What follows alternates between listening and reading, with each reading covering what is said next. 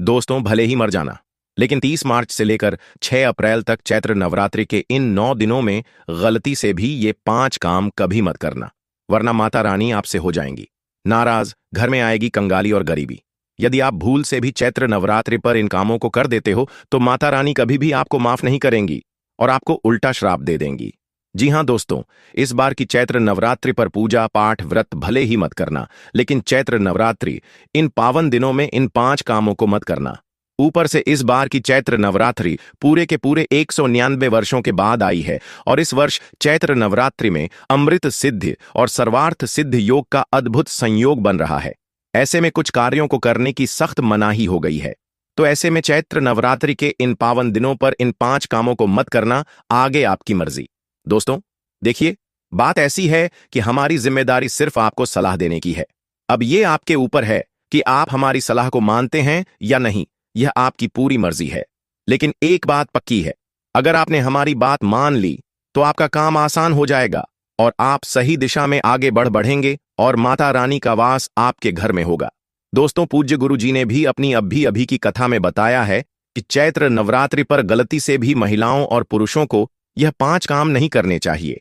और भक्तों, इस बार चैत्र नवरात्रि को हल्के में लेने की भूल बिल्कुल न करना, क्योंकि इस बार की चैत्र नवरात्रि पूरे के पूरे 150 सालों के बाद महाकुंभ की समाप्ति के बाद पड़ रही है। इसीलिए विशेषकर भक्तों, चैत्र नवरात्रि के दिन आपको इन कामों को करने की सख्त मनाही होती है। अगर कोई भी स्त्री हो या पुरुष बिना जानकारी के इन कामों को करता है तो उससे माता रानी रुष्ट हो जाती है और उसे आजीवन निराश रहना पड़ता है। हमारे हिंदू धर्म में चैत्र नवरात्रि का दिन बहुत ही खास माना गया है, क्योंकि यह दिन माता रानी के 9 अलग अलग स्वरूपों को समर्पित होते हैं।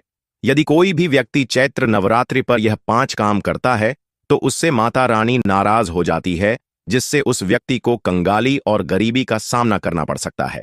खासकर सुहागन महिलाएं इस बात का विशेष ध्यान रखें, वरना घर में आएगी भयंकर गरीबी। तो दोस्तों, आप लोग इस वीडियो को हल्के में न लेना, क्योंकि इस बार कई वर्षों बाद ऐसा दुर्लभ संयोग बना है कि इस बार की चैत्र नवरात्रि बहुत ही दुर्लभ संयोग में पड़ रही है। साथ ही जानेंगे कि चैत्र नवरात्रि पर आप कौन से उपाय करें जिससे आपको अपने जीवन में 101% धन की प्राप्ति हो। साथ ही इस वीडियो में हम जानेंगे कि आपको चैत्र नवरात्रि पर इन 5 गलतियों को नहीं करना चाहिए। इन 5 गलतियों के कारण आपको 7 जन्मों तक निर्धन रहना पड़ सकता है। साथ ही भक्तों, हम आपको इस वीडियो में बताएंगे कि वह कौन से 3 काम हैं जो हमें चैत्र नवरात्रि पर जरूर करना चाहिए। तो भक्तों, आज का यह वीडियो बहुत ही ज्ञानवर्धक वीडियो साबित होने वाला है, तो आप अपने फायदे के लिए इस वीडियो को अंत तक जरूर देख कर जाइएगा। कई लोग होते हैं जो वीडियो को बीच बीच से देखते हैं, काट काट कर देखते हैं, और फिर ऐसे व्यक्ति को जीवन में कभी सफलता हासिल भी नहीं हो सकती। इसलिए वीडियो को आधा अधूरा छोड़कर न जाएं, आप वीडियो को पूरा ही देखा करें। आज के इस वीडियो में आप लोगों को चैत्र नवरात्रि के दिन वह ऐसी कौन सी 5 गलतियां हैं जो आपको नहीं करनी चाहिए, एवं इस दिन आपको क्या खाना चाहिए और क्या नहीं खाना चाहिए जिससे परिवार में दोष न लगे, और चैत्र नवरात्रि के दिन किए जाने वाले 3 से 4 रामबाण उपाय भी बताऊंगा, और आपको इस दिन किन किन बातों का ध्यान रखना है। और इसी के साथ इस बार चैत्र नवरात्रि पर आपको कौन से 3 काम करने से बचना चाहिए, ये सारी जानकारी मैं आपको इस वीडियो में बताऊंगा। इस वीडियो को देखने के बाद आपको कोई और वीडियो देखने की जरूरत नहीं पड़ेगी। तो चलिए भक्तों, अब हम इस वीडियो पर ज्यादा समय बर्बाद न करते हुए आगे बढ़ते हैं। भक्तों, अगर आप भी चाहते हैं कि इस चैत्र नवरात्रि पर माता रानी का आशीर्वाद आप पर सदैव बना रहे, तो वीडियो को लाइक करें, चैनल को सब्सक्राइब करें और कमेंट बॉक्स में जय माता दी जरूर लिखें। और अपने फायदे के लिए, अपनी गरीबी दूर करने के लिए इस वीडियो को पूरा देख कर जाना, तभी आपको लाभ की प्राप्ति होगी। यदि आज आपने वीडियो को बीच बीच में ऐसे देखा, काट काट कर देखा, तो जीवन में आपको कभी सफलता हासिल भी नहीं होगी। दोस्तों, गुरुजी कहते हैं कि चैत्र नवरात्रि का दिन माता रानी को प्रसन्न करने का होता है, पूजा पाठ करने का होता है। लेकिन यदि आप चैत्र नवरात्रि के दिन ये 5 काम करते हैं तो इससे माता रानी क्रोधित हो जाती हैं। वास्तुशास्त्र में कुछ कार्यों को करने की मनाही होती है, जिसके बारे में शायद कम ही लोग जानते होंगे। हिंदू धर्म में चैत्र नवरात्रि का दिन माता रानी का माना गया है, इसीलिए इस दिन घर में सुख समृद्धि के लिए चैत्र नवरात्रि की विशेष पूजा अर्चना करने के साथ ही चैत्र नवरात्रि के व्रत भी रखे जाते हैं।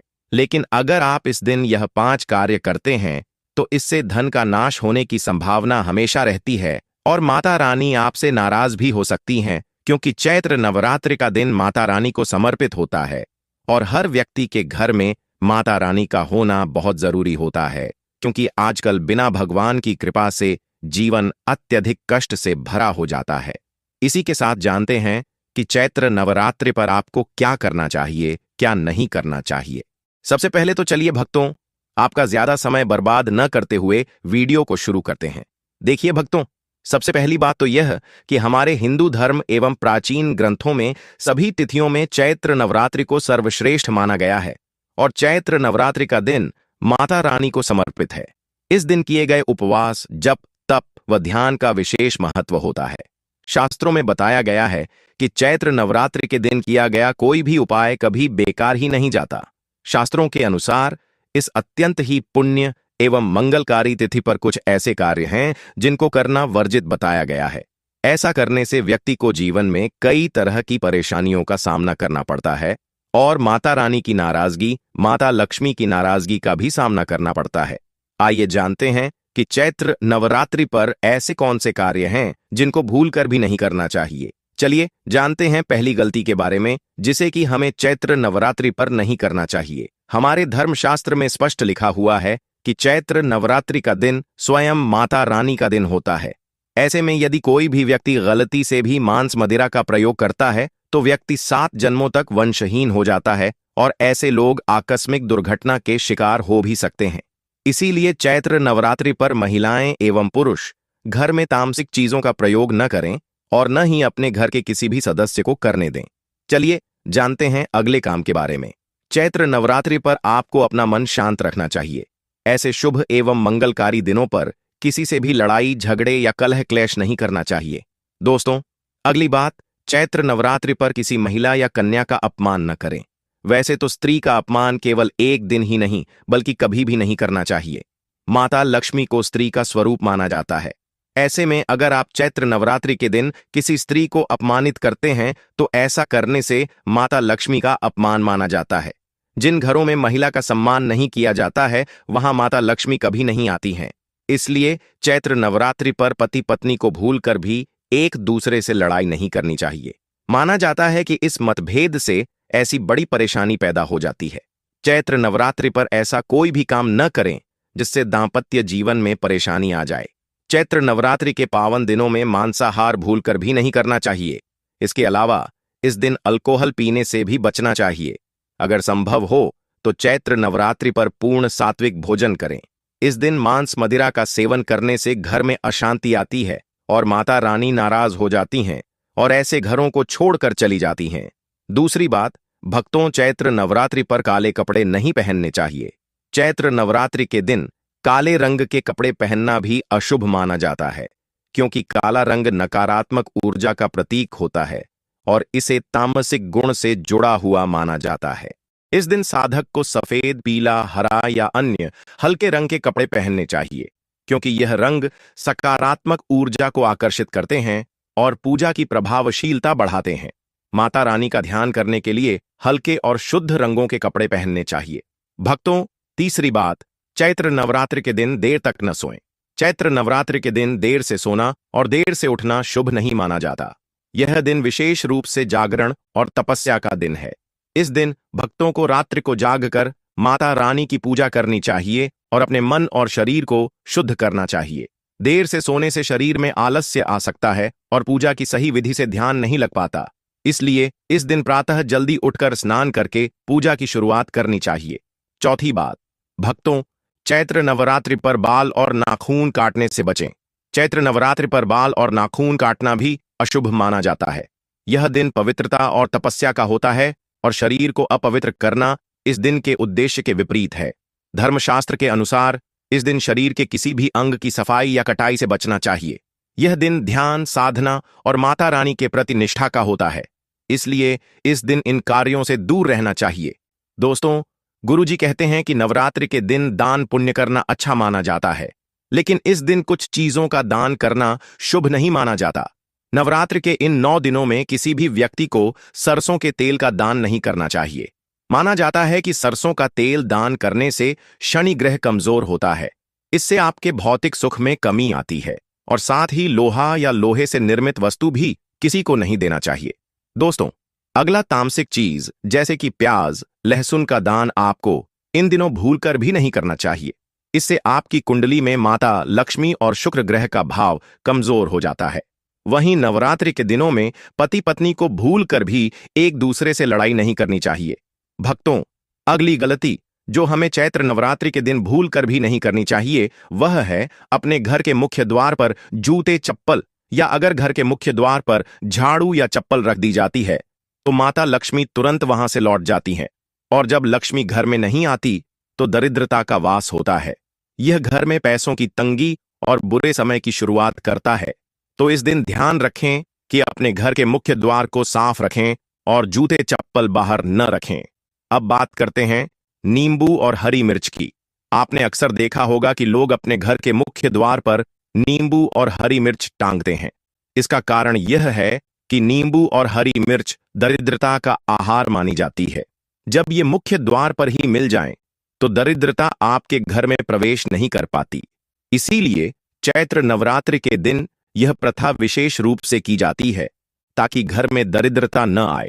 एक और बात जो बहुत लोग पूछते हैं वह यह है कि घर में लक्ष्मी क्यों नहीं? तो देखिए, घर में महिलाओं का सम्मान न करने से लक्ष्मी का वास नहीं होता।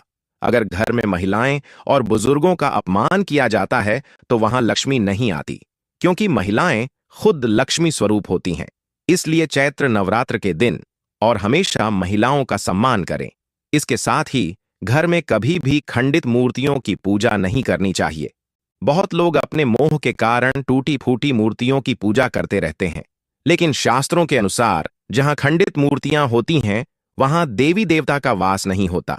तो अगर घर में किसी भगवान की मूर्ति टूट गई हो या फोटो फट गई हो तो उसे मिट्टी में दबा दें या नदी में प्रवाहित कर दें। चैत्र नवरात्रि के दौरान शादीशुदा महिलाओं को या किसी भी महिला को एकदम सफेद रंग के कपड़े पहनकर पूजा पाठ नहीं करना चाहिए।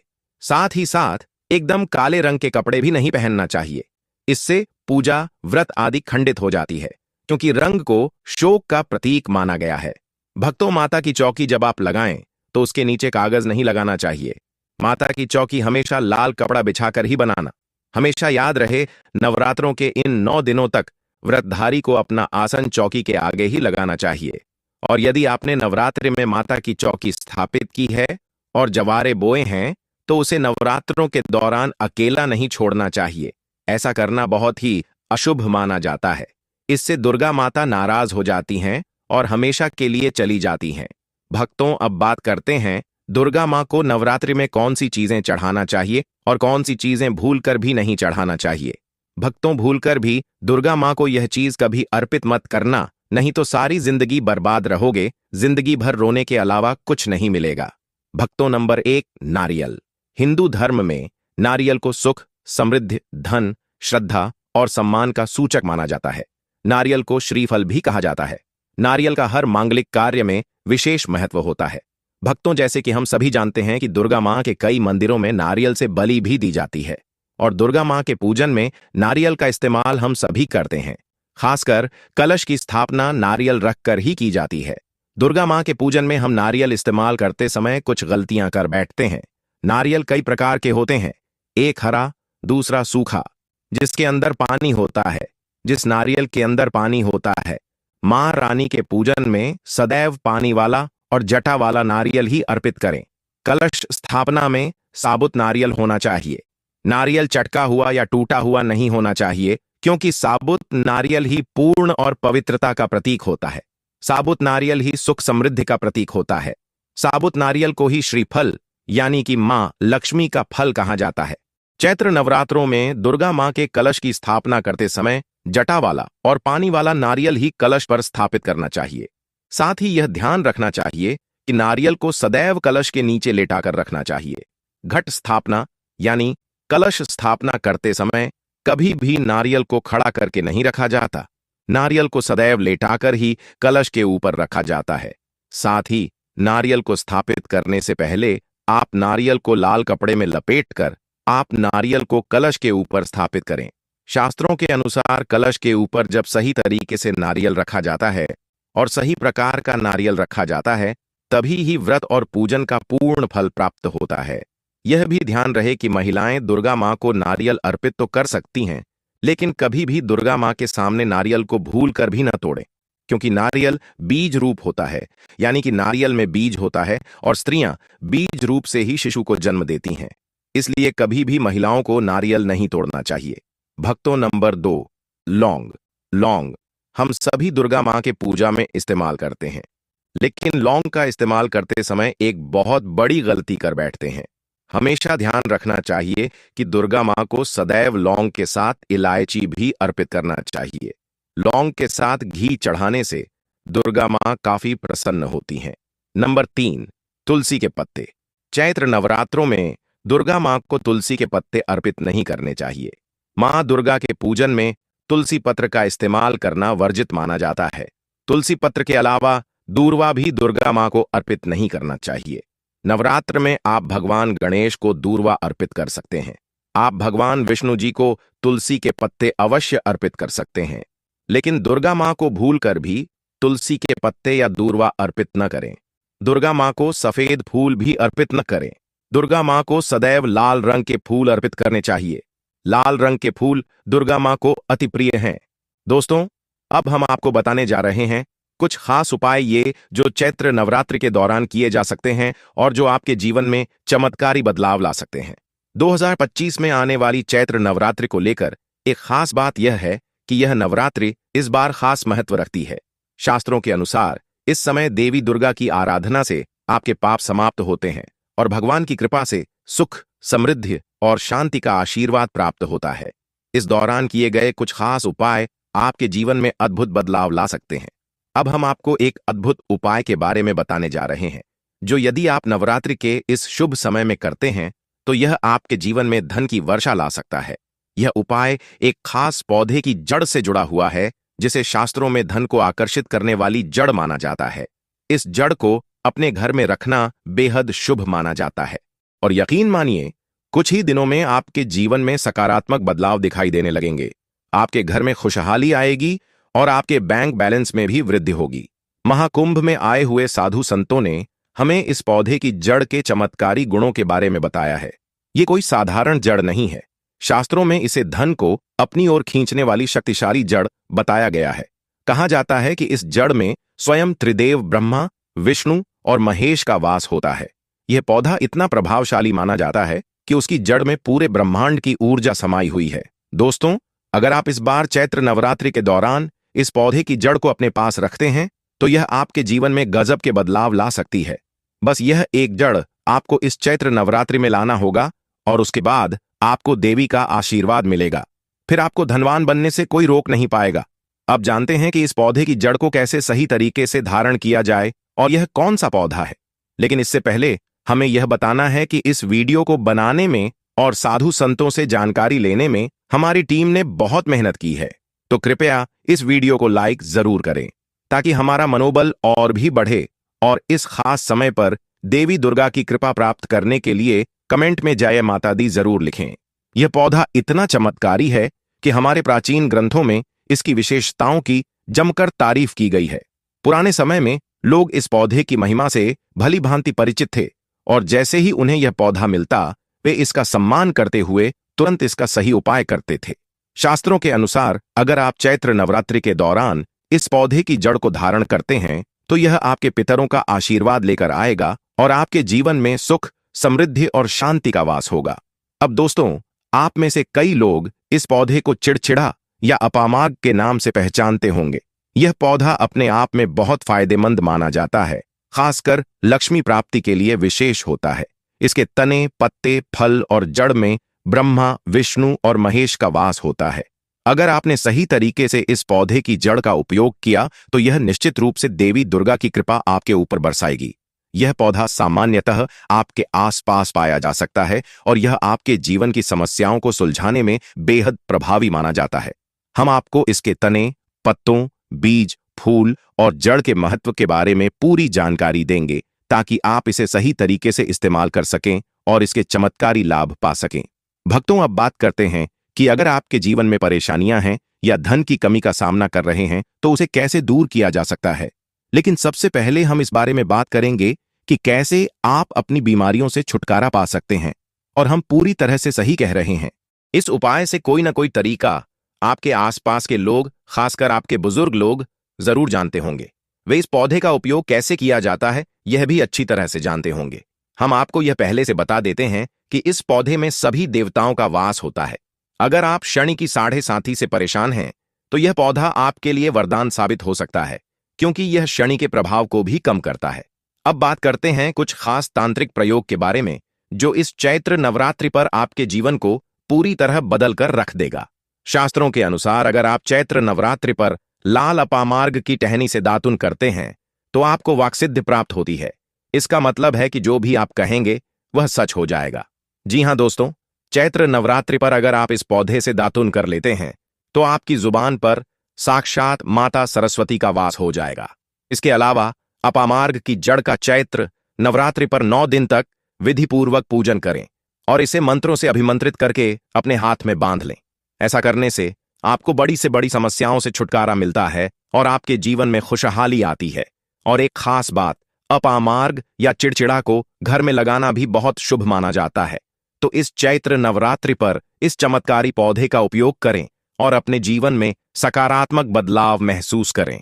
दोस्तों, बस आज की वीडियो में